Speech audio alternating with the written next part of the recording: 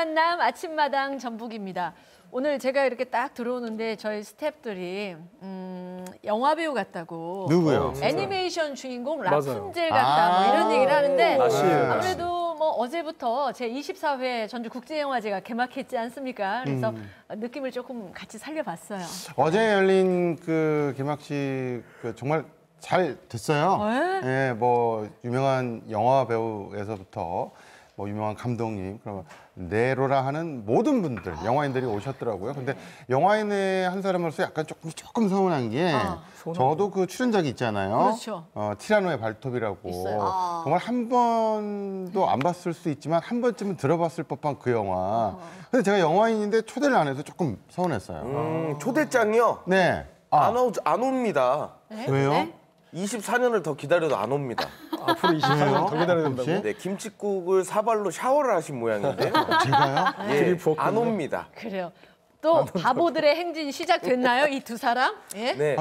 그게 아니고 제 말 이제 끝까지 들어보시면 이제 이해가 되실 건데 이제 전주국제영화제가 이제 독립영화를 위한 또 그런 영화제잖아요. 맞아요. 네. 그래서 안 옵니다. 그럼 선배님 출연하신 그 티라노의 벨톱이라는 그 영화는 블록버스터 영화이기 때문에 규모 자체가 다릅니다, 선배님. 블록버스터 아니에요.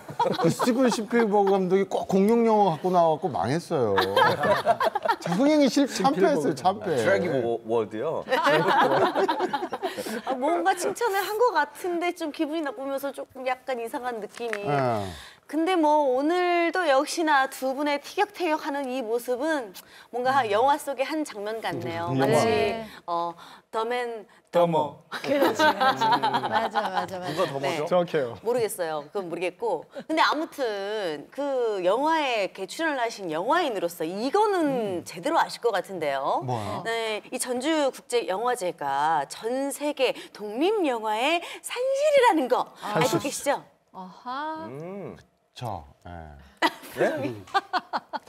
다 알죠? 잘 알죠. 범위도 알고 저도 아는 사실. 이대건 총장님도 아시죠? 산실이라는 거. 아시죠? 근데 왜 저한테 물어보세요? 답을 해주세요. 이대건 총장님이 말씀하시니까 알겠습니다. 전주국제영화제 올해 24년째입니다. 2000년에 시작했습니다. 그렇죠? 새 천년을 열면서 시작했는데 벌써 청년기를 구가하고 있습니다. 왜 이렇게 전 세계인의 사랑을 받느냐? 이 국제영화제, 전주국제영화제가 자유, 또 독립, 소통이라고 하는 슬로건으로 정말 오랫동안 사랑받고 있는 데는 제가 생각할 때는 전주라고 하는 영화를 사랑하는 도시, 또 영화를 사랑하는 사람들이 영화를 사랑하게끔 만들어주기 때문이 아닐까. 그리고 그 안에서 좀 열심히 활동하는 영화인들이 무럭무럭 성장하고 있기 때문이 아닐까 생각합니다. 그렇습니다. 전주를 영화의 도시로 만드는데 일조한 분들이 오늘 나오셨거든요. 전주에서 제작되는 영화 현장에서 열정을 키워가는 예비 거장들 이렇게 표현하고 싶은데 전주 영화인상 수상자 여러분 나오셨습니다. 어서 오세요. 어서 오십시오.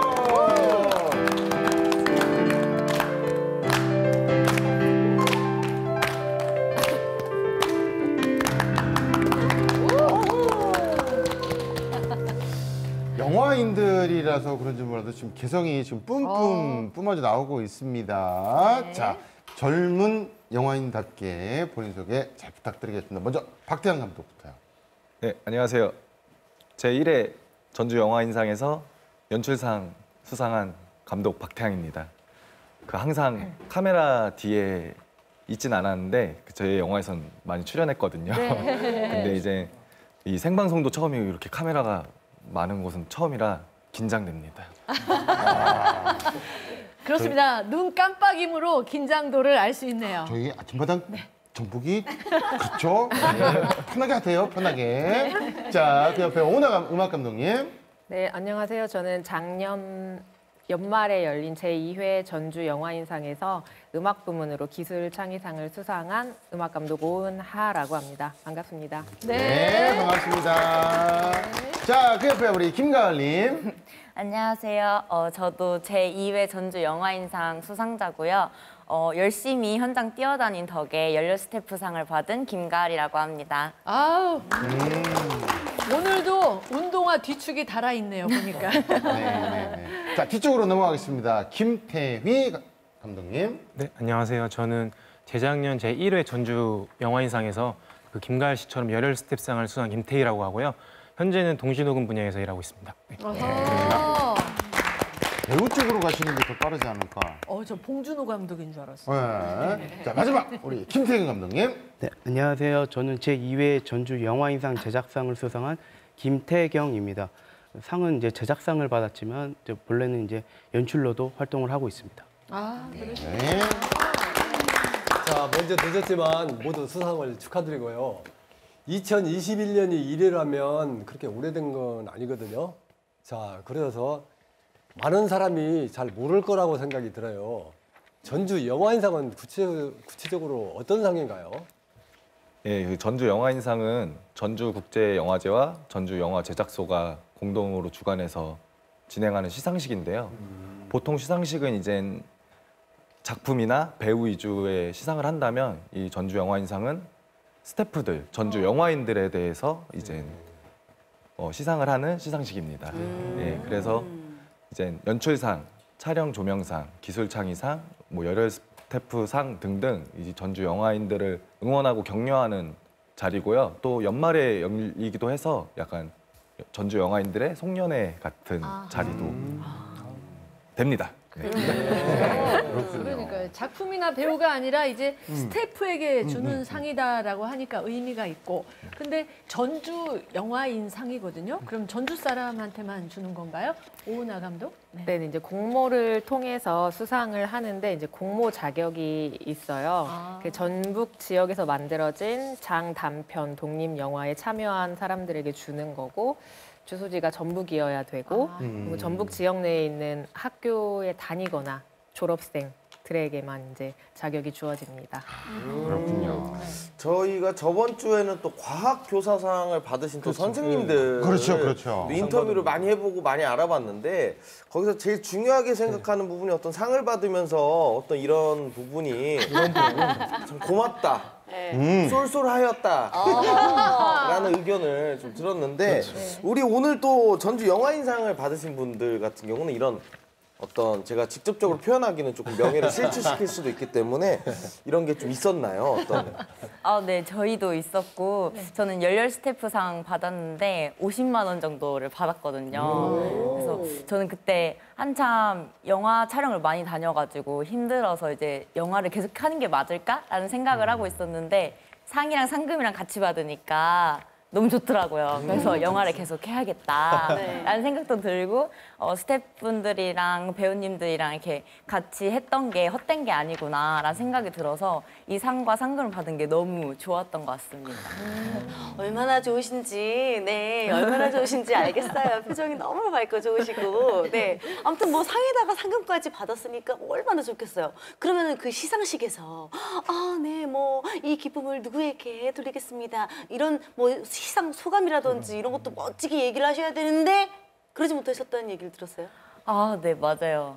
제가 그때 영화를 보고 있었거든요. 그래?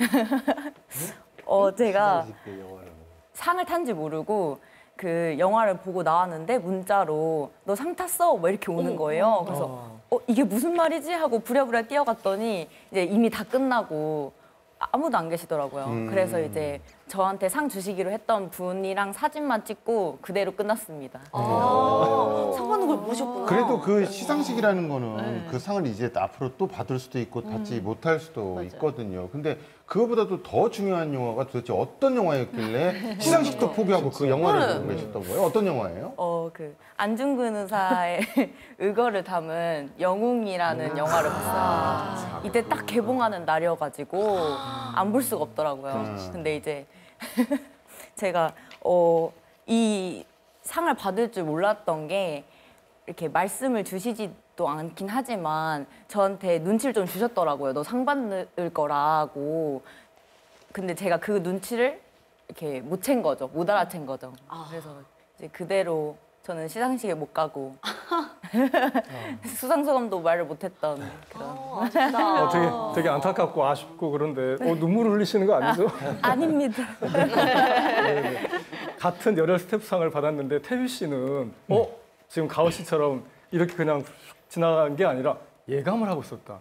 이 상 내가 받을 수 있어라고. 그게 무슨 말입니까? 약간 예감이라고 말하는 게 조금 실릴 수도 있는데 이제 저는 이제 그때 출품된 영화들 중에 이제 다양한 작품들이 출품이 됐는데 이제 제가 참여한 영화들이 조금 많이 출품이 되었다는 걸 알고 있었기 때문에 그래도 이 정도 많이 이제 출품이 됐는데 뭔가 그래도 콩고물이가 떨어지지 않을까라는 약간의 기대감을 갖고 있었는데 마침 또 이렇게 좋은 상을 받게 돼서 너무 감사드립니다. 네. 그럼 열혈 스태프상은 그 김태희 씨처럼 이렇게 많이 그 이름이 많이 올라가면은 수상이 그 유리한가요? 네, 이제 좀 이제 말 그대로 올라운드 이제 플레이어처럼 이제 뭐 다양한 연출부, 뭐 동시 녹음 기사, 다양한 분야에서 일하고 이제 그런 작품의 크레딧이 많이 올라갈수록 이제 받기 유리한 걸로 알고 있습니다. 아하. 그러면 김태경 씨는 상 받으면서 좋은 것보다는 좀 미안했다고. 아, 그래요? 왜 좋지 않을까? 근데 미안했다고 하는데. 저는 원래 연출 분야가 주 전공인데 제가 이제 주 전공이 연출이다 보니까 저도 이렇게 상을 받아도 되나? 그리고 왜냐면 이제 좀 더 그 그러니까 제작 분야를 좀 더 활동 분야로 하고 싶어하는 사람들이 친구들이 좀 용기나 상을 받음으로써 이제 용기나 동기부여가 됐으면 좋겠다라는 생각을 했는데 저도 상을 수상하게 돼서 좀 많이 당황을 했고 지금도 조금 미안한 마음을 가지고 있습니다. 지금도 말씀하시면서도 약간 미안하거나 약간 있어요. 네, 자세가 되게 너무 부끄러워 또, 이렇게 네. 들어가면서 끝날 때 되면 의자 안으로 들어가시면서 자신감 있게 얘기하셔도 될 것 같습니다. 네. 제작자로 참여해가지고 제작상 받으셨는데 그 이후에 또 전주국제영화제 상영도 되고 여기저기서 상도 또 더 타셨다라는 그래요? 얘기가 있는데 그 얘기를 좀 자신감 있게 한번 그래요. 자신감 있게. 네. 사랑. 그 김은희 감독의 이제 힘찬이는 잘해서를가 이제 뭐 영화진흥위원회에서 이제 제작 지원 800만 원 받고 전주국제영화제에서 전주랩에서 또 500만 원을 받으면서 이제 제작 지원된 작품입니다. 상영은 이제 전주국제영화제에서 프리미엄 상영을 했고 이후에 이제 서독제, 광주 여성영화제, 대구 단편영화제에서 작품상 2개와 그다음에 배우상 하나 이렇게 수상을 했고 올해 2022년 이제 청룡영화제 단편 부문 이제 수상에 이제 노미네이트 되기도 했습니다. 지금까지도 이제 계속 기획 상영을 많이 하고 있는 작품입니다. 어마어마하네요. 네. 아무튼 내가 이렇게 제작에 참여한 작품이 상을 타면 참 이렇게 기분이 좋은데 또 내가 직접 연출한 작품이 상을 받는다든지 혹은 그 연출자로서 또 상을 또 받는다고 하면 또 얼마나 그 기분이 좋겠어요. 그쵸, 박태환 감독님. 예, 너무 응원과 격려가 많이 되고요.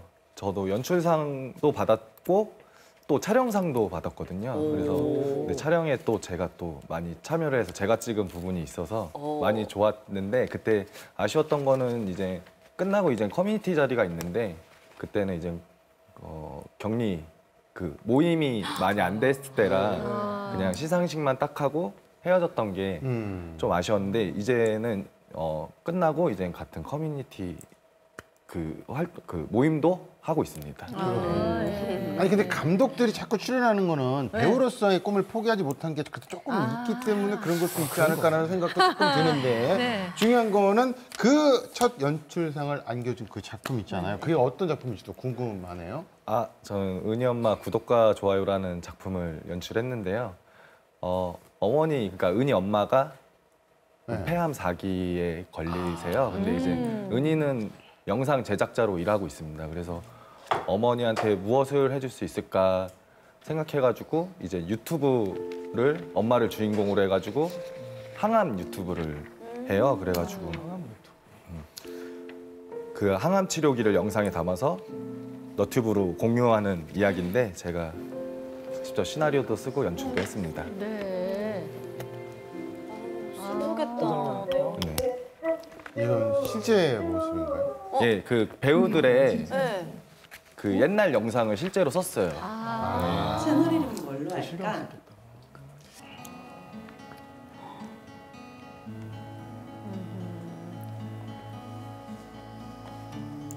그래요. 말없이 보게 되네요. 네, 그렇게 쭉. 근데 직접 시나리오를 썼으면 되게 예전에는 상상을 바탕으로 했지만 요즘은 어떤 현실 상황을 바탕으로들 많이 쓰거든요. 네네. 주변의 경험이랄지 본인의 이야기. 근데 혹시 본인의 자전적 이야기인가요? 아, 자전적 이야기는 아니고요. 네. 저희 어머니께서 이제 좀 저 아까 영화 장면에도 나왔듯이 이렇게 납땜 일을 좀 오래 하셨어요. 그래서인지 그 동료분께서 그 담배나 그런 걸 하시지도 않았는데 폐암으로 돌아가셨어요. 그러다 보니까 어머니께서 그 자식들 앞에서 눈물을 그렇게 많이 보이진 않잖아요. 근데 우시더라고요. 다녀오고 나서. 그러고 나서 저도 생각해 봤을 때 내 어머니가 만약에 아팠을 때 나는 무엇을 할 수 있을까? 이런 걸 생각해 봤을 때 저는 영화를 찍고 영상을 찍을 수 있으니까 엄마를 주인공으로 해서 너튜브를 하고 싶다. 이런 생각을 하게 되더라고요. 그래서 이 영화에서 항상 어머니가 그 자식들을 주인공으로 만들어주잖아요. 그리고 사진도 많이 찍어주시고 영상도 많이 찍어주고 그러는 만큼 저도 엄마가 좀 아프고 그랬을 때 엄마를 주인공으로 만들고 싶다 해가지고 이 영화를 찍게 됐습니다. 노력하는 자식의 모습을 한번 보고 싶었습니다. 자, 음악 감독인 오은하 씨. 네. 저도 음악을 하는 사람이 참 반가운데요. 제가 해보지 않은 그 영화 음악을 한다고 하니까 왠지 좀 또 부럽기도 하고 좀 돋보이기도 하는데, 근데 상 이름이 음악 감독상이 아니고 뭐 기술 창의상이네요. 네네. 예.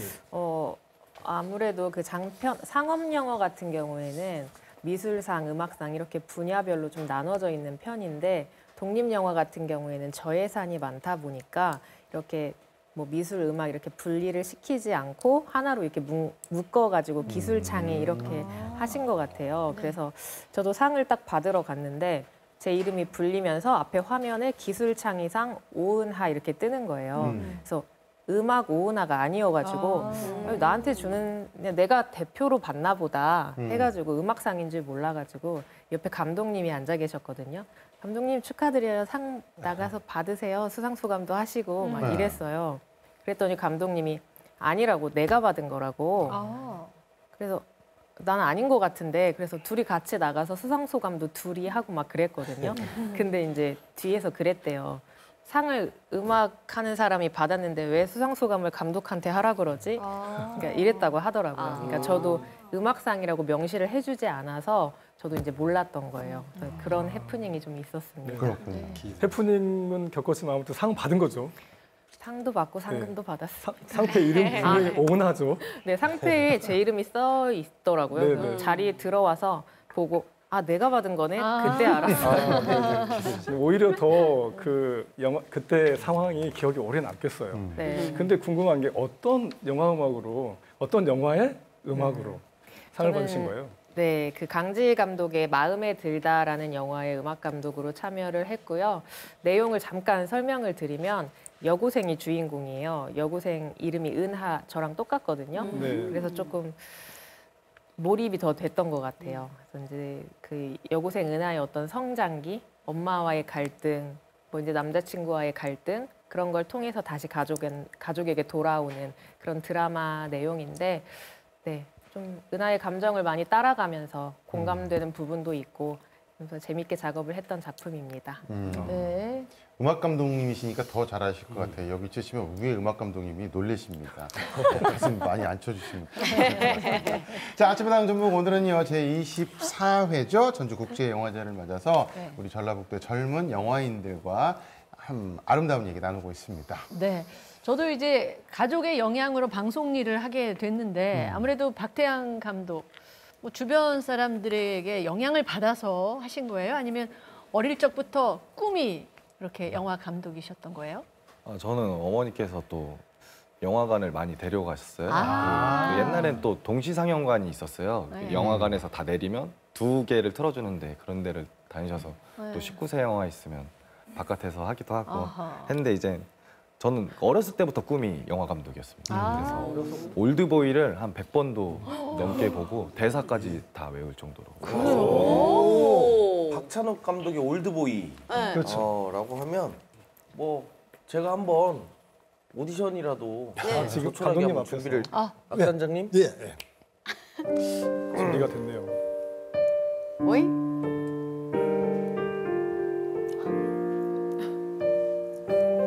낙지, 낙지. 오. 실감나. 어? 어? 뭐라고요? 말을 해줘. 누구냐도. 뭐야? 누구냐 넌? 아, 누구냐?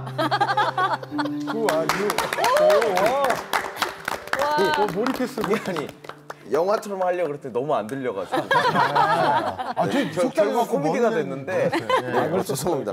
지금 봐도 이제 너무 감동적인 장면이죠. 그렇죠. 네. 아, 뭐 근데 저는 올드보이 하면 그 장면이 제일 먼저 떠올라요. 그 유지태 씨가 그 어려운 요가 장면을 그 했던 거. 요가. 그렇죠. 상체를 이렇게 하시게요? 바닥으로 하고 제가요 치마까지 입고요. 네. 상체를 바닥으로 한 다음에 두 다리를 이렇게 빡쩍 올리는. 야, 있어요. 고난이도 자세잖아요. 그게 엄청 진짜. 일반 요가 하시는 분들도 할 수가 없는 그런 장면인데 네. 정말 명장면이에요. 뭐 명장면이 참 많이 나오죠. 근데 두 분이 꼽은 그 명장면하고 우리 박태환 감독이 꼽은 명장면하고 약간 다르죠. 어떤 건가요? 그래서 올드보이는 진짜 엄청난 작품이라 어느 장면을 봐도 다 명장면이긴 한데요. 저 오달수 배우님께서 항상 코믹한 연기를 많이 하시잖아요. 근데 이 영화에서는 굉장히 카리스마 있는 장면이 있어요. 그래가지고 이를 이제 최민식 배우를 잡아서 이를 이제 뽑는 척하는 장면이 있어요. 뽑는 척하니까 겁을 먹는데 거기서 대사가 이제 있잖아. 사람은 말이지 상상을 해서 비겁해지는 거래. 그러니까 상상을 하지 말아봐. 용감해질 수 있어. 이렇게 하는 대사가 있거든요. 그 장면을 좀 제 얘기를 듣고 다시 한번 보시면 정말 그 카리스마가 느껴지실 겁니다. 네. 카리스마가 있는 그런 대사가 또 있었군요. 네. 올드보이 하면 저는 진짜 아까 그 누구냐 넌. 요건 줄 알았는데. 네, 요건 줄 알았는데. 좀 이상한가요? 아, 저보다 나요. 감독님들 괜찮습니까? 네. 좋아. 지금 오디션하러 오신 거예요? 네, 오디션까지 못 가고 사디션 정도로. 같은 감독이신데 김태형 감독님도 어렸을 때부터 영화를 좋아하셨던 거죠? 네, 저도 어렸을 때 영화를 되게 많이 봤고 또 결정적으로 작용했던 게 KBS에서 방영한 토요일 영화. 아, 그 토요 영화요?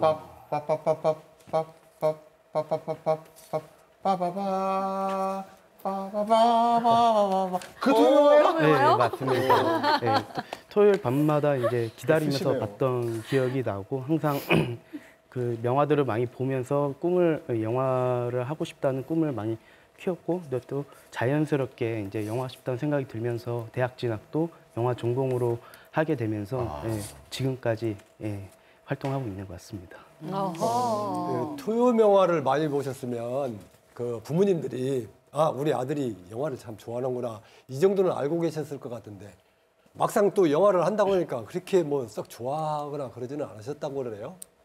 네, 좋아하지 않으세요. 지금도 좋아하지는 않으시고 그래도 영화를 하겠다고 시작하면서 이제 뭐 제작 지원이나 영화제에서 이제 상영도 하고 성과들을 내니까 이제 부모님 지인분들한테 또 자랑도 하시고 또 그런 거 보면 또 마음이 놓이는데 일단은 이제 수입이 일정하지 못하니까 이제 부모님이 아직 그 부분에 있어서는 아직도 걱정을 많이 하시고 있습니다. 네. 그렇군요. 근데 토요 영화 팬들 저희도 그랬고 사실 많이 봤거든요. 예. 오은하 음악 감독도 그렇게 팬이었다고. 네, 저도 어렸을 때 토요 명화극장 정말 좋아해서 그냥 무슨 내용인지 몰라도 그냥 이렇게 봤던 것 같아요.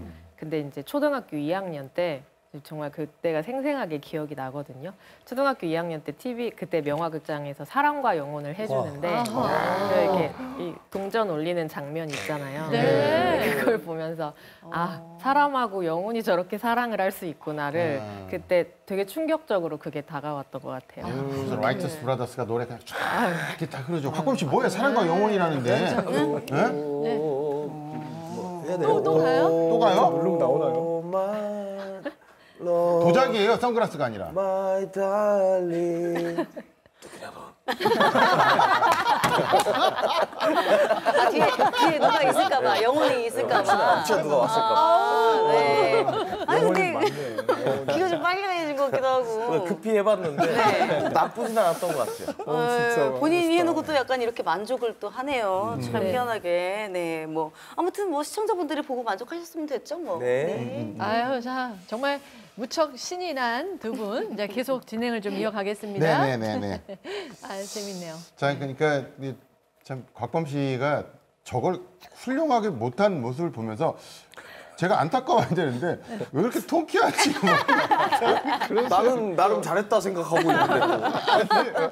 자, 계속 이어가도록 하겠습니다. 자, 오은하 감독 그러면 이 영화 덕분에 영화 음악도 하게 되신 건가요? 뿌리를 찾아 올라가면 그런 것 같아요. 네, 영화 음악을 좋아하게 되고 또 음악을 하게 된 게 한국에서도 좀 유명한 영화 음악 작곡가 인니오 모리코네라고 이제 뭐 영화 시네마 천국이나 러브 어페어, 원스 어폰 어 타임 인 아메리카 뭐 이런 영화 음악을 작곡하신 분인데 이게 엔니오 모리코네의 음악을 듣다가 영화 음악을 듣다가 그럼 다른 영화에서 또 어떤 음악을 했지 하면서 또 그 영화를 찾아보게 되고 또 그러면서 이제 음악과 영화를 동시에 이렇게 좋아하게 됐던 것 같아요. 그래서 자연스럽게 저도 음악을 해야겠다, 영화 음악을 해야겠다 꿈을 키우게 됐고요. 진짜 영화를 좋아하는 사람은 엔니오 모리코네를 정말 알 수밖에 없죠. 근데 그 계기가 또 이어지고 해서 결국은 음악 감독까지 되셨는데 처음에는 재즈 피아노를 하셨다고 들었어요? 네, 음악을 쭉 공부를 하다가 제가 이제 2011년도에 유학을 갔어요. 이제 미국에 있는 버클리 음악대학으로 재즈 피아노 전공으로 입학을 했는데 피아노를 정말 잘 쳐서 세계 최고가 되고 싶다고 막 노력을 너무 열심히 했는지 손목을 다쳐가지고 이제 한 3년 동안을 이제 피아노를 못 쳤어요. 근데 지금도 잘 많이는 치지는 못하는데 그래서 제 인생의 어떤 절망과 우울의 터널을 그때 걷다가 그럼 내가 음악 공부 다른 걸 뭘 할 수 있을까라는 생각을 해보다가 내가 처음에 음악을 좋아했던 게 엔니오 모리코네 때문이었지 생각이 들어서 이제 작곡으로 전향을 하고 이제 그때부터 영화 음악 공부를 했고 귀국 후에 또 감사하게 그런 일들이 많아서 네, 작업을 지금까지 하고 있습니다. 어이구, 갑자기 전문가 뵈더니 손이 부끄러지려고 그래요. 자, 손목 부상으로 중간에 전공을 바꾸기도 했지만 네. 지금도 아직 뭐 재즈 연주도 활동을 하신다고 들었는데요. 네, 그때 참 전화위복이 됐는지 지금은 이제 재즈 피아니스트, 그다음에 영화 음악, 영상 음악가 2개로 활동을 하고 있는데요. 뭐 이제 저 혼자 피아니스트로 활동을 하기도 하고, 그다음에 오은하 트리오, 혹은 이제 뭐 이그르산 재즈 트리오라고 이제 재즈 피아니스트로도 활동을 하고 있고. 작년 말에 제 또 첫 번째 정규 앨범이 나왔어요. 솔로 앨범. 그래서 요새는 그걸로 활동을 많이 하고 있습니다. 네, 아유, 역시 자기 일 열심히 하는 사람은 참 그러니까요. 멋져요. 그렇죠? 네. 네. 근데 열혈 스태프상에 빛나는 가을 씨는 네. 학생이라고. 근데 지금 자세가 어디라도 막 뛰어나갈 수 있을 것 같은. 네. 표정도 밝고 학생이에요? 네, 맞아요. 전주대학교 영화방송학과 4학년이고요. 네. 지금은 휴학 중에 있습니다. 그 전공자고 어떻게 보면 이제 영화 학도라고 할 수 있는데 옆에 있는 이제 그 선배들, 오빠들, 그 언니 이렇게 있는데 영화에 뜻이 있어서 이렇게 한 거면 영화 감독이 꿈이신 건가요? 아직 진로를 확실하게 정하진 않았는데 어렸을 때부터 영화 감독이 꿈은 아니었고 그냥 고등학교에서 이제 영화 관련된 동아리에 들어갔었는데 영화를 찍는 모습을 어떤 방송국에서 찍어 가셨어요. 근데 이제 거기에 계셨던 PD님들, 작가님들 그리고 함께 했던 친구들이 너무 재밌었고 또 저희의 모습들이 방송에 나간다는 게 너무 재밌고 이걸 제가 잘하고 좋아한다는 걸 깨달은 거예요. 그래서 이거에 관련된 학과를 가자 해서 영화방송학과에 진학하게 된 것 같아요. 그렇다면 부푼 꿈과 기대를 안고 들어간 그 대학에서 영화 공부 뭐 열심히 잘 했겠네요. 그쵸. 제가 원하던 걸 배운 거니까 너무 재밌게 잘 배우고 있는 것 같아요. 근데 이제 1학년 때는 코로나19로 인해서 온라인 수업을 들었었고 이제 2학년 때부터 조금씩 풀리기 시작하면서 저희 동기 친구들이랑 영화 한 편을 찍었었거든요. 근데 아무래도 저희가 현장에 익숙하지 않다 보니까 되게 딜레이도 많이 되고 그래서 하루에 잠도 2시간도 못 잔 채로 학교 수업도 나가고 그래서 되게 조금 힘들었던 경험이 있어요. 잠도 2시간밖에 못 자고 하셨지만 그래도 완성은 했으니까 뿌듯하지 않았어요? 뿌듯하긴 했는데요. 기가 많으셔. 그쵸. 제 첫 영화기도 하고 저희 동기들이랑 찍었던 첫 영화니까 정말 뿌듯하긴 했는데 이제 그 잠을 많이 못 잤다고 했잖아요. 그것 때문에 그 촬영 현장이 좀 많이 힘들었었어요.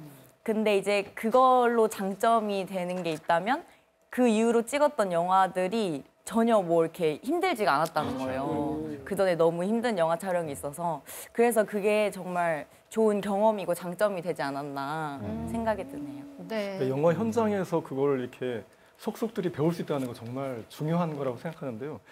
우리 책마을에서도 영화 학교를 이렇게 진행을 쭉 하고 있거든요. 몇 회 지금 하고 있는데 재작년에는 여균동 감독이 지금 순창에 내려와서 그 청소년들과 함께 영화 만든 작업하고 있는데 작년에는 배우 윤동환 이분들이랑 함께 청소년들과 영화를 기획하고 또 어떻게 시나리오를 짜고 또 연출은 어떻게 하고 촬영 뭐 심지어 조명, 음향까지 다 세세하게 해서 영화를 찍어보고 시사회도 하고 그 과정을 책으로도 만들거든요. 이때 저는 정말 중요한 사람이 길라사비 역할을 하는 분. 저는 이제 이 두 분하고 같이 하면서 이분들이 정말 어려운 현장 상황을 잘 이렇게 이끌어 주는구나 하는데 그런 길라잡이 있으시죠? 네, 있습니다.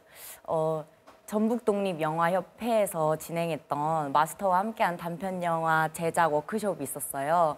이제 제가 그 2학년 때 동기들이랑 찍었던 작품으로 좀 많이 자존감이 다운되어 있었는데 이제 그 수업을 들으면서 그 수업에서는 영화를 처음 하시는 분들이랑 같이 촬영을 하고 배우는 거거든요. 그렇다 보니까 오늘의 운세라는 영화 작품을 찍으면서 제 자존감도 올라가고 더 많은 것들을 배우게 됐어요. 그래서 그 전에 힘들었던 그런 영화 촬영이 즐겁게 바뀌어서 되게 좋은 분들이랑 작품도 많이 하고 그래서 더 열심히 뛰어다닌 덕분에 열혈 스태프상을 받지 않았나라는 생각이 듭니다. 역시 열심히 뛰는 것만큼 현장 경험 쌓는 좋은 방법 없을 것 같은데 그렇잖아요. 근데 아무래도 다들 전공들을 했으니까 그럴 것 같지만 한 분만 김태희 씨는 전공이 이쪽이 아니라고. 아 그래요? 네, 저는 이제 대학에서 이제 역사랑 이제 프랑스 이제 말 그대로 불어 불문학과를 전공을 했는데요.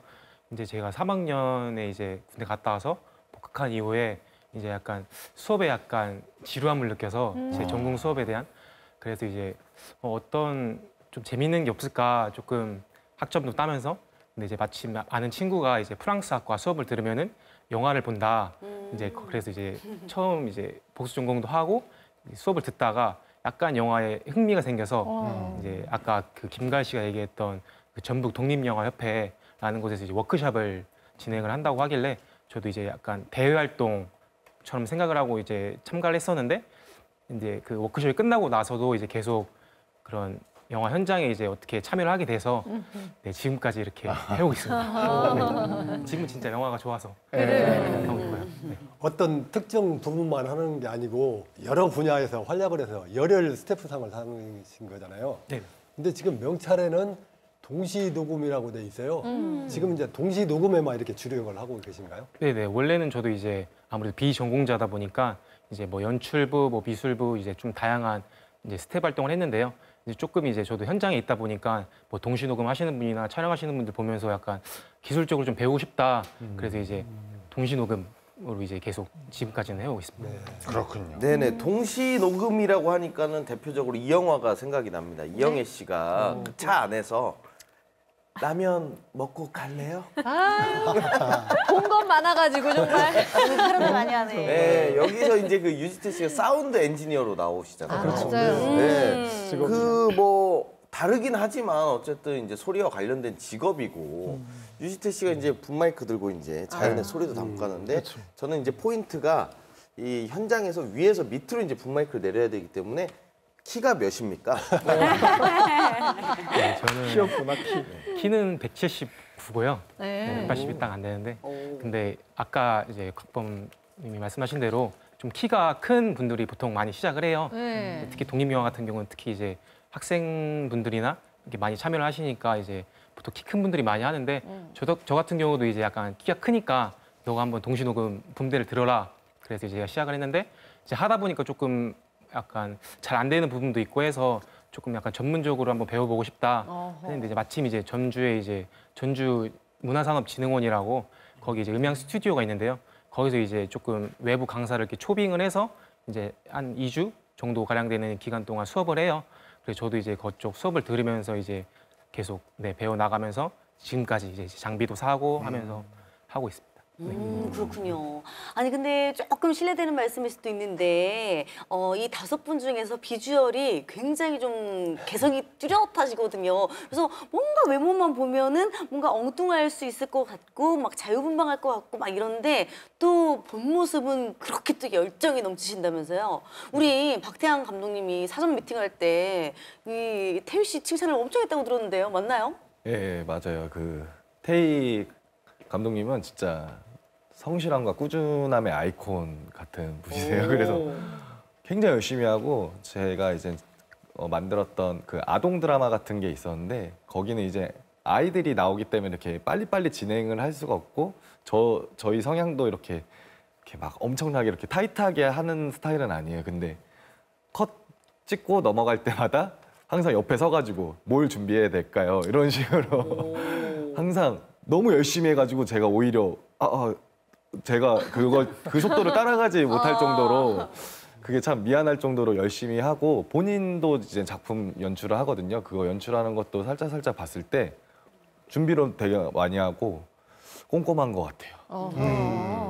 자, 아침마당 전북 오늘은요 영화에 대한 그 열정이 철철 넘치는 전주 영화인상 수상자분들과 함께 이야기 나누고 있습니다. 그래요. 전주를 알리는데 그 영화의 열정을 뿜어내는데 정말 노력하는 젊은이들이라는 생각이 드는데 김태경 감독은 지금까지 만든 영화 몇 편이나 되나요? 그렇게. 제가 연출로 만든 작품 한 4작품 정도 되고 네. 2015년도에 나도 살고 싶다라고 연출을 했고 16년도에 스케치북이라는 작품도 연출을 했고 강낭콩 한 살이라는 작품하고 두 번째 장례라는 작품까지 총 4작품을 연출을 했습니다. 네.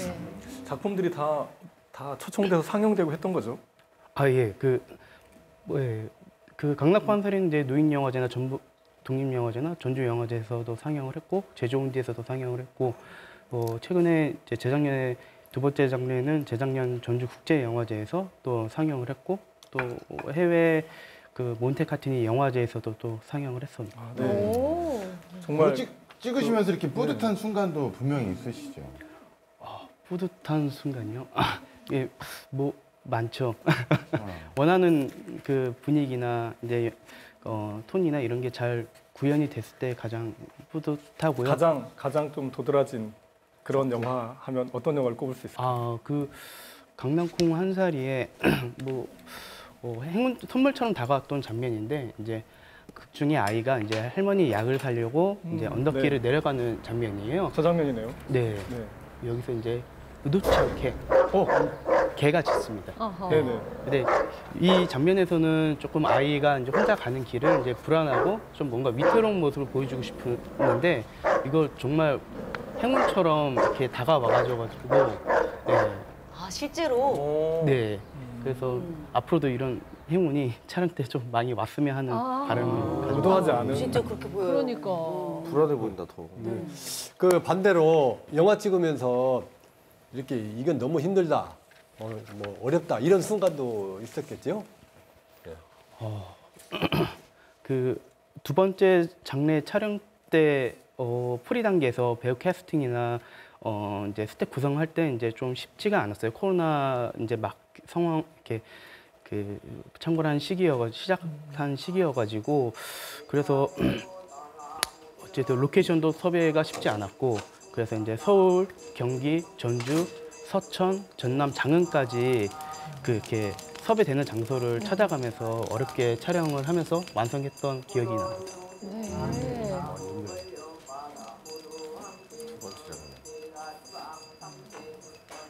직접 찍으신 그 영화. 근데 이제 함께 하셨던 분들이 하시는 말씀이 정말 실수가 없는 완벽주의자다. 이게요. 이게 이제 사전 인터뷰 때 이제 이렇게 실수한 적이 없다라고 했는데 이게 지나고 보니까 실수를 한 게 있더라고요. 이제 스케치북 촬영을 할 때 제가 당시에 그 프리를 좀 탄탄하게 하지 못했어요. 그 당시에 이제 다른 작품을 도와준다고 그때 제가 한 4작품 정도 도와주러 갔고 제가 준비하고 있는 스케치북이라는 작품은 프리를 일주일밖에 못 한 거예요. 그래가지고 어쨌든 최선을 다해서 끝까지 책임감 있게 완성은 했는데 그래도 뭔가 프리를 조금 부족했던 부분이 좀 내심 아쉬운 마음으로 남고 있습니다. 네. 박태환 감독님은 어떤가요? 현장에서 막 엄격하거나 막 이렇게 조금 무서운 감독님들 막 있다고 그러잖아요. 그쵸, 네, 그럴 것 같지는 않은데. 예, 저는 이제 현장에서 스태프들 눈치를 많이 봅니다. 저희가 좀 열악하게 만들기 때문에 그 일당을 주더라도 이렇게 크게 주진 못하거든요. 기본적으로 좀 도와준다는 생각으로 모인 친구들이기 때문에 그 스태프들이 이제 이 영화 현장에서 나쁜 기억을 가져가면 안 되잖아요. 그렇죠. 그 가장 큰 응원군들인데 그래가지고 그 진행이 약간 늘어지면 제가 좀 눈치를 많이 보고 빨리빨리 진행하려고 해요. 그래서 좀 포기하고 가는 면도 있어요. 더 중요한 장면을 소요를 많이 하기 위해서 이거는 좀 완벽하게 마음에 들지 않아도 그 다음 씬을 위해서 또 스태프들 사기를 위해서 좀 넘어가는 면도 있습니다. 저는. 근데 별명이 네. 가만히 있어? 라는 별명이 이거 무슨 말이에요? 가만히 있어? 근데 이제 좀 친한 스태프들이 있어요. 조연출 같은 경우에는 이제 옆에서 이제 같이 항상 있으니까. 근데 조연출 분들이 이제 영화를 찍다 보면 아이디어를 이렇게 낼 때가 있어요. 아이디어를 내주면 그게 고마운 건데 저도 막 너무 정신없고 복잡하니까 그냥 소희야 가만히 있어. 가만히 있어. 근데 이제 이게 처음엔 하고서 너무 미안한 거예요. 근데 이게 또 스태프들이 또 저를 좀 좋아해줘요. 호감으로 봐줘요. 근데 이제 그 현장에서 이게 또 유행어가 돼가지고 제가 뭐 하면 감독님 가만히 있어 이렇게 하기도 하고. 가만히 있어. 아니 저는 이게 이제 물음표인 줄 알고 그렇게 아이디어 안 내고 가만히 있을 거야? 가만히 있어? 이게 아니라 가만히 있어. 밥밤 가만히 있어. 가만히 있어. 가만히 있어? 가만히 있어. 가만히 있어? 가만히 있어. 이거 좀 이상한데? 죄송합니다. 예, 밥밤 죄송합니다. 그러니까. 근데 왠지 그 작품도 느낌이 좀 이렇게 따독따독하는 이런 성품 따라서 좀 순하고 부드럽고 그럴 것 같은데 작품 어때요? 제가 이제 3작품 정도 학생 때 빼고 3작품 정도 연출을 했는데요. 그 첫 번째 작품은 좀 표현이 좀 셌어요. 그 두 번째 작품은 보신 대로 그럴 수 있는데 첫 번째 작품은 이제 나는 엄마가 왜 그런지 모르겠어 라는 제목의 영화인데 그거는 좀 표현이 세가지고 사람들이 좀 싫어하시는 분들도 많았어요. 이게 너무 표현이 센 거 아니냐 이렇게 해가지고 싫어하시는 분도 많았고요. 그 이번에는 이제 시켜주다 읽어주다라고 장편 옴니버스 영화를 찍었는데요. 이번에 전주국제영화제에서 상영하게 됐습니다. 그래가지고 내일 모레 일요일에 일요일 4시에 상영을 하게 되는데요. 전주 시민 우선으로 오픈이 된다 그래요. 그래서 무료로 보실 수 있으니까요. 관심 있으신 분들은 많이 봐주시기 바랍니다. 아니 눈 하나 깜짝 않고 자기 영화 자랑을 이렇게 무료로 볼 수 있습니다라고 다 소개를 해주시네요. 네. 그런데 여러 개 영화를 얘기해 주셨는데 이 영화를 촬영하면서 가장 짜릿했던 그런 영화가 있을 것 같아요. 있죠, 분명히. 그 최근에 그 은희 엄마라는 영화를 찍었을 때 그 마지막 장면에 엄마가 이제 은희한테 영상 편지처럼 하는 장면이 있어요. 그게 딱 배우도 안 보여주고 딱 그때 촬영 현장 때 저만 편집해가지고 보고 있다가 딱 공개되는 순간이었어요. 그래서 아무도 그 영상을 보지 못하고 영상을 봤을 때 이제 배우는 이제 몰입하고 있으니까 당연히 우는 건 당연한데 그 촬영하던 스태프들 중에 몇 명이 이렇게 눈물을 보이는 거예요. 근데 이게 얘는 울었는데 저는 어떻게 보면 성공한 거잖아요. 그렇죠. 진짜 웃음이 나더라고요. 저는 그 우는 스태프들을 보면서. 근데 좀 제가 크게 웃었어요.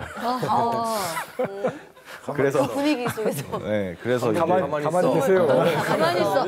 가만히 웃지 말고 있어. 가만히 있어. 웃음 가만히 있어. 그게 소시오패스 아니냐고. 그래서 그 스태프의 울음은 저는 성공한 거니까 제가 좀 그때 좀 짜릿했습니다. 그렇구나. 그렇게 좋은 일이 있으면 또 안 좋은 일도 있고 뿌듯한 순간이 있으면 또 뭐 다른 후회되는 일도 있을 텐데 그 이때는 좀 내가 실수를 했구나 뭐 이런 적도 있다고 들었는데요. 예, 제가 이제 어렸을 때 20대 때 이제 조연출을 했을 때는 조연출은 항상 감독 편에 서야 되고 감독의 이제 서포터를 무조건적으로 해야 되는데 이제 같이 다니다가 이제 콘티 작업을 하고 있었는데 촬영 감독이랑 근데 제가 아이디어를 냈는데 그 형도 그때 좀 머리가 어지러웠나 봐요. 그래서 그냥 태양아 그건 아니야. 너가 영화를 몰라서 그런 건데 근데 그게 말이 헛나온 거거나 그냥 별 뜻 없이 한 건데 너가 영화를 몰라서 그런 거야. 이 말이 너무 가슴에 상처가 된 거예요. 근데 제가 이렇게 누구보다도 감독을 지지해주고 서포터를 해줘야 되는데 제가 그러지 못했어요. 막 울고 감독님 막 뒤에서 뒷담화하고 열심히 하질 못했죠. 그래서 그게 참 어린 마음이었던 것 같아요. 그때 참 후회가 많이 돼요, 지금도. 그러니까 이 항상 선배들이 이렇게 후배들을 보면은 후배들도 잘 됐으면 하는 그런 바람이고 또 그렇거든요. 근데 저는 역으로 어떤 한 후배가 자꾸 제가 뭔가를 하면은 조금 이상하게 이렇게 얘기를 하는 그런 후배가 있더라고요. 그래서 참 제 개인적으로 마음이 아프고 조금 약간 서운할 수도 있지만 그래도 내가 형이니까 별로 이제 말도 안 하고 그렇거든요. 곽범 씨는 어떻게 생각하세요? 이런 사람들에 대해서. 홍석우 선배님 가만히 있어. 자, 박태환 감독도 저처럼 지금은 이렇게 막 얘기할 수 있지만 이제는 카메라 앞에서 조금 저도 이제 감독이 됐고 이렇게 하니까 한마디 또 이제 미안함을 담아서 그 3번 카메라 보고 얘기를 좀 전달을 해주시죠. 그 감독 형님. 그 종현이 형 그때 참 미안했어. 진짜 사과를 하긴 했어도 이렇게 좀 제대로 하고 싶어서 이렇게 사과를 해. 형이 그런 일이 있었음에도 불구하고 나를 계속 만나고 나를 되게 좋아해 주는 게 형은 생각해보면 되게 큰 사람이었던 것 같아. 결혼해가지고 결혼 생활 잘하는 거 너무 부럽기도 하고 항상 응원할게. 사랑해. 사랑해. 저희 아침마당 전북이 어떤 프로그램입니까? 그 큰 사람 종현이 형. 자, 들어와 주시죠. 종현이 형 가만히 있어. 가만히 있어. 여기 TV는 사랑을 줄 거 아니야. 가만히 있어. 아침마당 전북이야. 가만히 있어. 진짜 나오는 줄 알았어. 순간 놀라셨죠? 깜짝 놀랐네. 그래요. 깜짝 놀라셨어요. 갑자기 눈이. 예, 분장실에서 따로 두 분 만날 수 있는 시간을 갖게 했는데 너무 놀래켰어요, 지금. 그래요. 죄송합니다. 예, 이럴 때는 또 빨리 넘어가야 돼요, 지호 씨. 네, 그러면 넘어가 보도록 할게요. 우리 김가을 씨에게 아침마당 전북에서도 뭔가 역할이 있거든요. 저의 역할 통통 튀는 아주 통통 튀는 비타민 C 같은 역할. 뭐 쳐다봐요. 네, 아무튼 우리 가을 씨 같은 경우도 영화 현장에서 굉장히 비타민처럼 톡톡 튀는 역할을 아주 그냥 야무지게 잘할 것 같은데 올라운드 열정 스태프 김가을 씨가 아주 최근에 멋진 촬영 현장을 만났다고 얘기를 들었어요. 아, 네, 맞아요. 그 사직서 쓰는 법을 몰라라는 영화인데 제가 여기서는 촬영 퍼스트를 맡았거든요. 근데 인원이 적어가지고 스텝 인원이 적어서 뭐 미술 부원도 하고 제작 부원도 하고 좀 다양하게 맡았어요. 근데 이제 좀 촬영 딜레이도 안 되고 너무 순조롭게 진행이 되는 거예요. 적은 인원으로만 했는데도. 그래서 오히려 빨리 끝나고 막 그러더라고요. 그래서 그런지는 몰라도 분위기도 엄청 좋고 그래서 계속 촬영 현장에 남아있고 싶을 정도로 제 영화 촬영한 것 중에 탑3 안에 들지 않나 하는 그런 영화입니다. 아니 얼굴을 보니까 정말 너무 좋은 현장이라는 게 막 이렇게 실감나게 그런 얼굴 표정이에요. 그런데 이렇게 좋은 현장이 있는가 하면 정말 어려운 현장도 있잖아요. 힘들고 또 어떨 땐 짜증도 나고 그쵸. 또 뒤에서 우리 박 감독님처럼 뒷담화도 가끔씩 하게 되는 그런 현상들이 있을 건데 아니 오죽했으면 휴학까지 했을까요? 그 이야기 좀 듣고 싶습니다. 이게 사실 영화 촬영하면서 많이 지쳤었거든요. 그러니까 물론 영화 촬영 현장에 있는 건 정말 즐겁고 재밌는 일이지만 제가 영화 촬영만 하는 게 아니라 학교 수업도 듣고 아르바이트도 하고 뭐 서포터즈, 멘토링 여러 가지 좀 많이 했었어가지고 그 힘든 게 한꺼번에 몰렸었던 것 같아요. 네. 근데 이제 이렇게 많은 일을 하다 보니까 제가 책을 좋아하는 편인데 아무도 안 믿으시긴 하시지만 믿겨요. 그럴 수 정말요? 있죠. 네. 책을 좋아하는 편인데 이제 책만 피면은 이게 갑자기 이렇게 잠에 들기 시작하면서 갑자기 그 다음 날이 돼버리는 거예요. 그것도 믿어요. 늘 그렇기 때문에. 감사합니다. 그래서 그렇게 되는 거예요. 그리고 제가 어떤 일을 했는지 어떤 활동을 했는지 기억이 안 나기 시작하더라고요. 어머. 네, 그래가지고 안 되겠다, 쉬어야겠다. 그래서 모든 일을 끝마치고 바로 휴학을 그렇게 휴학이 됐는구나. 근데 그러니까 너무 일이 힘들어서 기억도 안 나고 그래서 이제 쉰다 그러면 이제 뭐 제주도 한 달 살기라든지 편백나무 숲에 가서 힐링을 한다든지 이래야 되는데 무슨 또 전주 국제영화제 그 지프 자원봉사 거기에 들어가서 또 일을 하는데 이거 조금 약간 이율배반 아닌가요? 그럴 수도 있는데요. 휴학까지 했다면서요? 맞아요. 근데 이제 제가 전부터 영화제 봉사를 한번 해보고 싶었거든요. 네. 근데 학교 다니면서 촬영하면서 병행하기가 너무 힘들어서 휴학을 하면은 꼭 영화제 봉사는 해봐야겠다라는 생각이 들어서 지금 휴학하고 그냥 바로 신청을 해버렸죠. 아유, 그러니까 뛸 준비가 돼 있는 사람이에요. 맞아요. 지금 시청하신 분들은 영화제 가면 우리 가을 씨 만날 수 있으니까 혹시라도 그 뭐였지 이름이 계절 이름이었는데 겨울 씨 이렇게 아는 척 하시면 안 되고 가을 씨 꼭 아는 척 해주세요. 네, 알게 해주세요. 이번에는 그렇게 해주시고 또. 거기서 어떤 봉사 하시나요? 네. 만약에 지프에서 활동하시면 자원봉사 저는 그 활동하시면? 행사 지원이라고 관객분들을 제일 먼저 만나는 곳에 있어요. 그래서 항상 뭐 이제 차 내려갑니다, 뭐 차 올라가요, 저쪽으로 가주세요, 막 이렇게 하는 그런 담당을 맡았고 저희 촬영 끝나면 바로 또 그 장소로 달려가야 돼서. 그러니까. 운동화. 그래서 지금 뭐 의상 안 갈아입고 바로 그러니까 지금 달려갈 준비가 돼 있어요. 진짜 그러니까. 준비되어 있는 소녀입니다. 네. 자, 그리고 저 뒤쪽에 계시는 정말 저 봉준호 감독님처럼 생기셨는데 이런 말씀 드리면 좀 신뢰가 될지는 모르겠지만 동시녹음을 하면서 또 감독님도 하고 있다라는 또 얘기가 있더라고요. 네. 원래 이제 저도 이제 처음 시작을 이제 연출을 하고 싶어서 이제 막 제 영화를 찍고 싶어서 시작을 했고 지금도 이제 계속 제 영화를 계속 작업을 하고 있는데요. 그래서 현재까지 한 3편 정도의 단편 영화를 이제 연출을 했습니다. 그렇군요. 동시녹음과 연출을 같이 하시는데 동시녹음 쪽하고 연출하고 어느 쪽이 더 뭐 즐거우신가요? 아무래도 이제 동시 녹음 쪽이 더 현장으로만 치면은 더 낫죠. 왜냐면은 연출이라는 것은 이제 말 그대로 이제 자기가 감독이고 이제 모든 현장을 이끌어 나가야 하는 역할이다 보니까 아무래도 책임감이 더 막중하기도 하고 그래서 사실은 동시 녹음할 때가 이제 말 그대로 사운드를만 책임지면 되는 거잖아요, 현장에서. 그래서 이제 그럴 때가 제일 편하죠.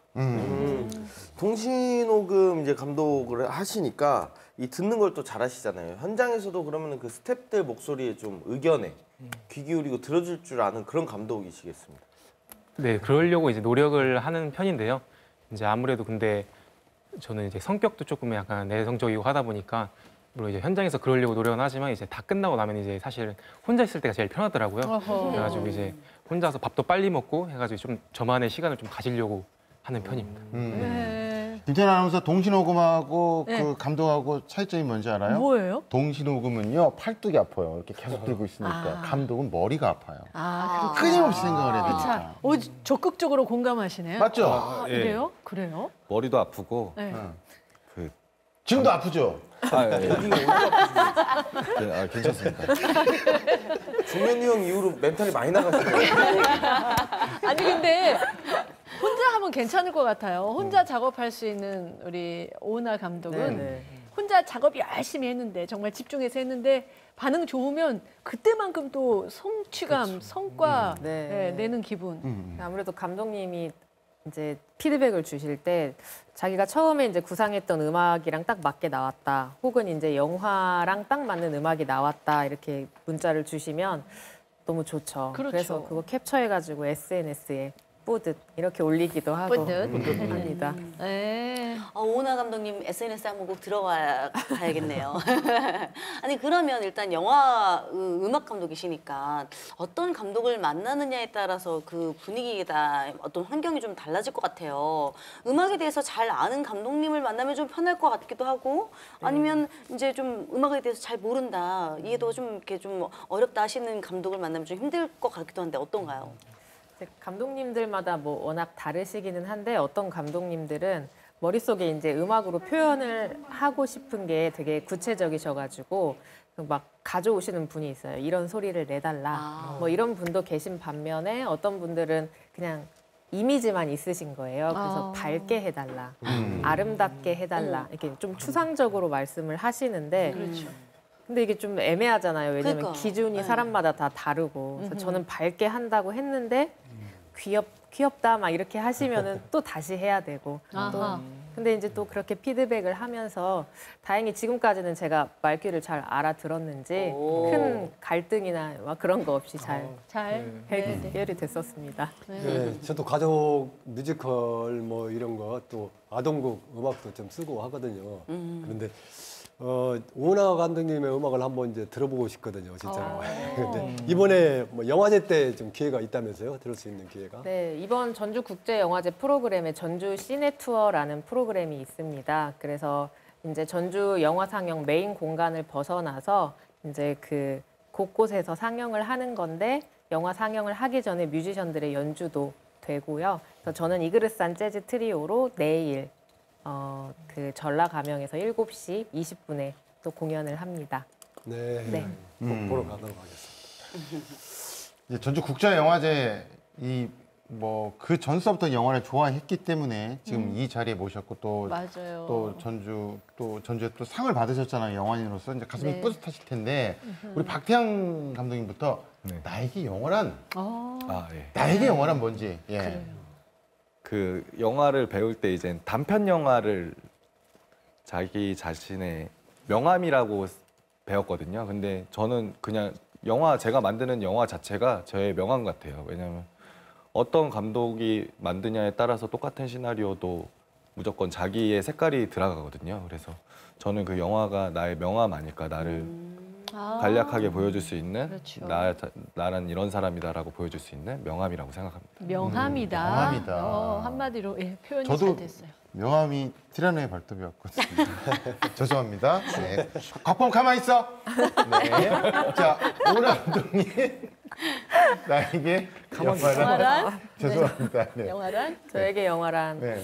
동경인 것 같아요. 동경. 어렸을 때부터 영화를 이제 브라운관에 나오는 그 영화 장면들을 동경했고 그러다가 영화 음악을 꿈꿨고 또 영화에 딱 맞는 음악을 또 만들고 싶고 네. 어떤 저의 꿈이자 동경인 것 같습니다. 동경. 오늘 저희 그 아침마당 분위기를 한마디로 이렇게 허밍으로 좀 표현해 주신다면 어떤 될까요? 오늘 느낌이 어땠어요, 저희? 예, 이렇게 쭉. 너무 여기 되게 아담하고 고즈넉하고 네. 고즈넉이요? 고즈넉해요? 네. 아니 막 나무도 많고 막 그렇죠. 한옥이고 이래서 네. 불러요? 네, 네. 허밍으로 뭐 정말 허밍으로 예, 해도 어떤 직접 느낌인지. 예. 음악 감독의 그때 전에로. 버클리면 되시잖아요. 그렇죠, 그렇죠. 네? 답답하군요. 답답한데요? 네, 애매하다는 뜻인 것 같아요. 예. 끝났어요? 네. 약간 콧노래 나는 느낌이다. 예, 그런 느낌. 저절로 들렸습니다. 콧노래가 나는. 저절로 콧노래. 네. 알겠습니다. 들렸습니다. 자, 우리 김가을 씨에게 영화란? 저에게 영화란 마법인 것 같아요. 마법. 네. 매직이요. 매직. 예. 왜 매직이라고 말씀드렸냐면 일단 제가 현실에서 이루지 못하는 이야기들을 영화에서 이루어지게 만들 수도 있고 또 제가 항상 영화 촬영을 하다 보면 힘든 일이 되게 많기도 한데 즐거운 일도 많거든요. 그래서 항상 끝나고 나서 힘든데 또 다른 거 해볼까? 하면서 뭔가 갑자기 회복이 되고 그게 뭔가 미화가 되고 해서 항상 그 촬영 현장이 좋았다 이렇게 끝나는 거예요. 그래서 항상 되게 이상하고 뭔가 특별한 좀 마법 같지 않나라는 생각이 들어서 마법이라고 말씀드렸어요. 김가을 씨에게는 마법이고요. 마법. 우리 김태희 감독님, 예. 네, 앞에서 다 아름다운 말씀을 하셨는데 네. 저는 약간 영화는 계륵이다. 계륵. 계륵. 뭔가 이렇게 항상 동시녹음도 하면 팔도 아프고 또 영화 연출하면 또 머리도 아프고 한데 그런데 뭔가 또 안 하자니 또 뭔가 하고 싶고 막 그래서 약간 계륵이라고 좀 표현을 했습니다. 네. 우리 김태희 감독, 저도 이게 아까, 영화란. 예, 김태희 감독 말했던 것처럼 계륵이다도 되게 공감이 많이 되고요. 저는 이제 저에게 영화란 또 희노애락이다라고 생각을 하고 그 영화를 관객으로서 영화를 볼 때 이제 뭐 슬픔과 기쁨과 이제 그런 거 있고 또 영화를 제작할 때도 또 화남과 슬픔과 쾌락감을 느끼면서 이렇게 생각을 하기 때문에 저는 영화란 뭐 희노애락이다 이렇게 네. 생각을 합니다. 이분들 또 앞으로 뭐 하실지 이제 계획, 계획. 목표도 궁금한데요. 박태양 감독부터. 네. 네, 저는 이제 직장을 다니다가 지금 쉬고 있어서 백수인데요. 그래서 저는 이제 너튜브 채널을 개인 채널을 만들어서 운영하고 있어요. 근데 요즘에 K리그가 또 열풍인데 네. 그렇죠. K리그 이제 제가 응원하는 팀을 이제 직관하면서 브이로그를 찍고 있는데 이게 근데 계속 데이터는 쌓이고 그 유튜브에 쓰는 분량은 적고 이러니까 좀 아깝더라고요. 그래서 이거를 계속 꾸준히 좀 찍어서 독립 뭐 장편 다큐멘터리로 한번 해볼까 이렇게 생각 중입니다. 네. 오나 감독. 저는 지금 영화 음악 작업 하나 하고 있고 이제 거의 막바지예요. 그리고 시나리오 2개 들어와 있어서 그거 작업 시작을 할 것 같고요. 계속 이렇게 영화, 영상 작업을 할 것 같습니다. 네. 네. 김가을 씨. 저는 지금 쉬면서 좀 힐링을 하는 중인데 이제 들어오는 작품들도 있어서 그 작품들도 찍고 뭐 제가 아직 좋아하는 거나 뭘 해야 될지 아직 명확하지가 않아서 그거를 찾고 싶습니다. 네. 그리고요. 자, 우리 김태희 감독님. 네, 저도 이제 동시녹음 작업도 계속 외부로 나가면서 이제 뭐 다른 단편이나 네. 뭐 장편 이런 거 준비하면서 지내고 있습니다. 네. 네, 저는 이제 올해 장편을 좀 쓰고 싶고 오랫동안 이제 계속 생각만 하다가 아직 적지는 않았는데 계속 고민된 부분이 이제 최근에 해결이 돼가지고 네. 올해는 꼭 장편 시나리오를 써서 내년에 좀 제작 지원 받아서 촬영을 진행하고 싶습니다. 그래요. 네. 자, 이 아름다운 젊은 영화인들에게 드릴 소중한 책, 오늘의 책 어떤 책인가요? 네, 총장님? 소중하고 깜찍한 책입니다. 네, 시네틴즈 영화로 말해요. 시네키즈는 들어보셨는데 시네틴즈는 또 생소하시죠? 틴즈 청소년들이 영화를 만드는 특히 로컬에서 아까 제가 두 분의 길라잡이 말씀드렸는데 여균동 감독과 또 윤동환 생 이 두 분 말씀드렸는데 그 두 분과 우리 지역의 청소년들이 함께 만든 영화 이 제작하는 과정을 잘 기록해가지고 책으로 만든 거예요. 여기에는 그때 참여했던 음향 감독님 또 뭐 연출 또 촬영 감독님에 대한 인터뷰도 들어있고 친구들이 자기 이야기들을 어떻게 영화를 접하는지 그런 이야기를 이렇게 해준 책입니다. 이 책은 열혈 덧띠시라고 김가을 씨를 비롯해서 모두에게 드리도록 하겠습니다. 예, 알겠습니다. 모두에게 드립니다. K 콘텐츠가 전 세계를 휩쓸고 있는데 여러분이 그 주역이 될 수 있도록 전주는 영화의 도시라는 거 기억하게 해주세요. 오늘 고맙습니다. 고맙습니다. 코로나19라는 큰 고비를 넘기고 전주 국제영화제가 이제 드디어 많은 예. 분들하고 함께 하는데 우리 안방에서 열리는 만큼 그렇죠. 많이 가셨으면 좋겠습니다. 특히 전주가 이제 동아시아 문화도시로 선정이 되면서 전주를 알릴 수 있는 기회가 많거든요. 전주를 꾸며주는 형용사도 많은데 영화의 도시 전주도 확실하게 이분들 비롯해서 여러분이 또 만들어 주셔야 할 것 같습니다. 뭐 저는- 축제 현장에 영화 이벤트 많다고 하니까. 그러니까요. 네, 예. 가보세요.